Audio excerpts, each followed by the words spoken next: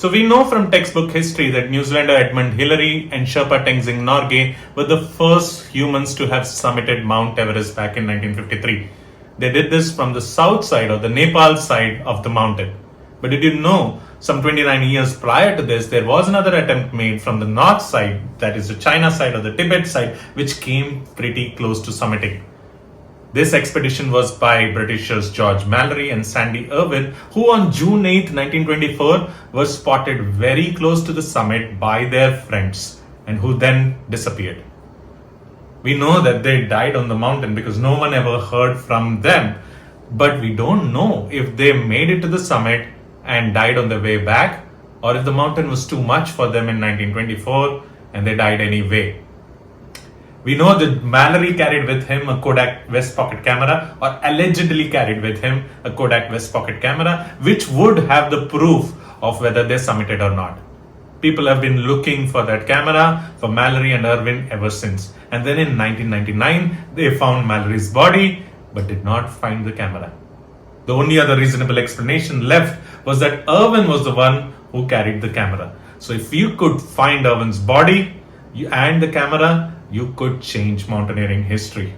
So this is exactly what mountaineer Mark Synnott hoped to do when he led an expedition to the north side of Mount Everest back in 2019. He was looking for Irwin and the West Pocket camera, and his book, which we are going to talk about today, The Third Pole, Mystery, Obsession and Death on Mount Everest, details this expedition. But before we get into this book, let's get something out of the way. It's not really a spoiler alert, but we know that Mark Synnott did not find Irwin's body or the camera. We know that for sure because if he had, it would have been breaking news all over the world. So what could the book possibly cover? Well, it turns out a lot more. Let's talk more about that. Mount Everest is the highest point on Earth.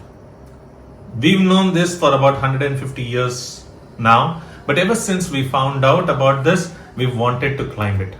And I say we, I mean humans as a whole. First, it was the mountaineers and experts who wanted to do this and be the first ones to get on Mount Everest, even when it was dangerously risky. And now even normal people want to pay and do this.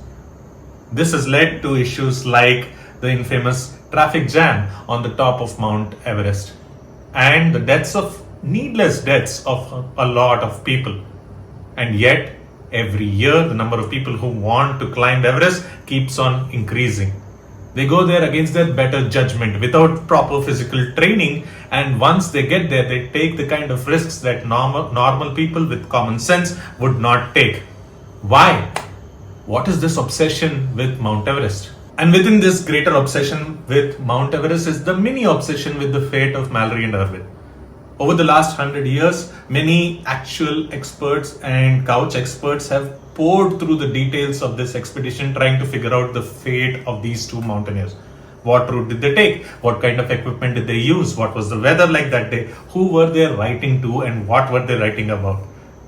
People have gone through their private correspondence and split hair about every last detail. It's as if this obsession with Mallory and Irwin, or with the fate of Mallory and Irwin, has nothing to do with the glory that these two people would get if it was proved that they had summited Everest back in 1924, but would somehow bring glory to the people who actually found their bodies or the camera. And this is what happened in 1999 when some mountaineers found Mallory's body on the north side. This was instant front page news all over the world, and people who made the discovery are still famous. So coming back to the book, we don't really find out in the reading of the book why people are obsessed with either the mountain or with Mallory and Irwin's fate. But to his credit, Mark Synnott gives us a very close glimpse of a lot of people who are possessed by this obsession, these twin obsessions, so to speak. So much so, you actually kind of see Synnott himself getting sucked into this obsession through the course of the book. And till by the end of it, he is taking chances and risks he would not have normally taken if he wasn't possessed by the idea of finding Irwin's body and the camera. Mallory famously said he wanted to climb Mount Everest because it was there. It's a strangely reductive and yet very compelling statement to make about the kind of obsession that takes over a person when they have a goal like this in mind. Because it's there.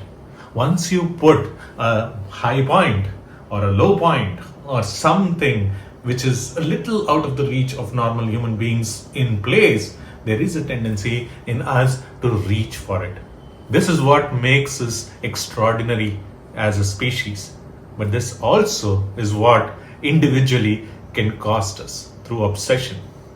We might get ahead. As a species, humans now can go to Mount Everest more regularly than they ever did in the history of humankind.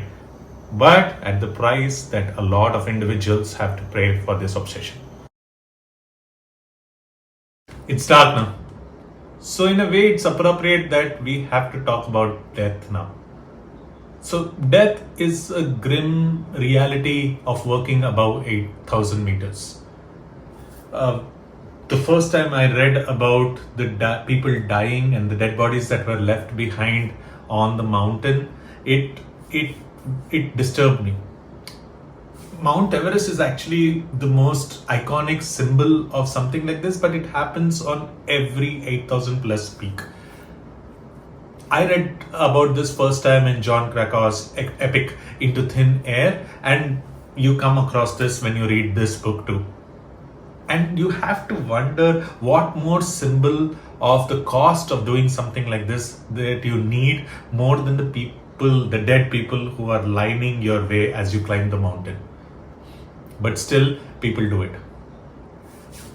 In a way, this book itself revolves around death. That of Mallory and Irwin, but also the fact that the expedition is to find the dead body of Irwin and along with that the camera. So success in this expedition is to find somebody dead.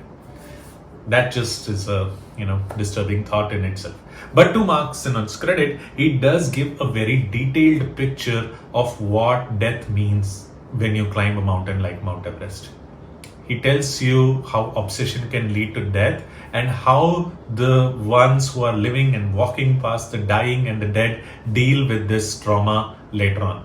He also tells you what is the effect of the dead on their loved ones after they have passed away. There are many examples from the 2019 expedition that he talks about, but for me personally, the one that touched me the most was of a person called Cam or Kamaldeep Kaur. Kamaldeep Kaur was a British of Indian descent who had a horrible traumatic event in her life, followed by addiction and abusive relationship. She overcame all of this by finding her love for climbing. And if you do find your love for climbing, the ultimate part of this is to climb Everest. And she does that. She achieves that through sheer grit and determination. But on the way back, she's almost lost and left to die. But she persists and somehow survives and is rescued. I found this story to be especially inspiring. And through this, somehow I came to know that beyond the death, at the edge of death in life, is when sometimes some people end up appreciating life so much more. And it is a thing to celebrate. When you do go through all of this and you achieve that peak, you have to celebrate life a lot more. The act of climbing Mount Everest has become almost prosaic or commonplace in most countries. But it was happy for me to hear that in India at least, it is still celebrated. But no one deserves more celebration than the Sherpas. If climbing Mount Everest is an adventure for people from most other countries, for these people it's livelihood. Imagine doing this job day in, day out, where you are responsible not just for your life, but for the life and death of somebody else.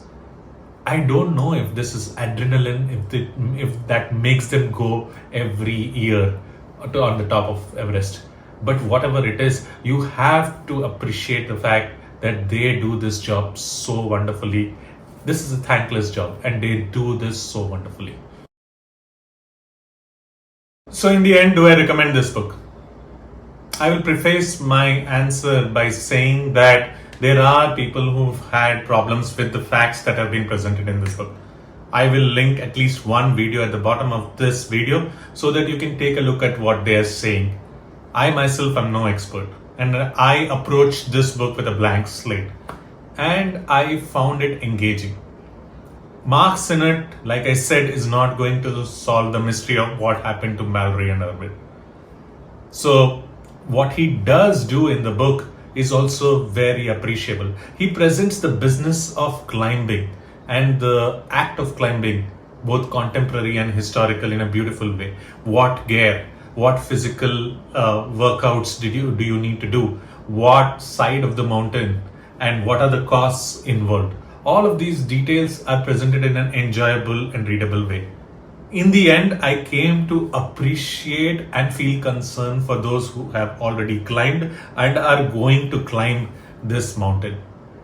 You have to have a certain kind of mad obsession to do something so dangerous.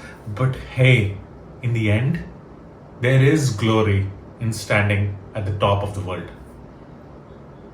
Thank you for watching Tatparya Books. If you do like this video, please press the like button. And if you want to watch more such videos, please subscribe below. I'm always eager to hear from you in the comment section. So if you have any thoughts that you want to pass on to me, please do that. And also maybe a suggestion or two of what you want me to review going forward. Until next time, bye-bye.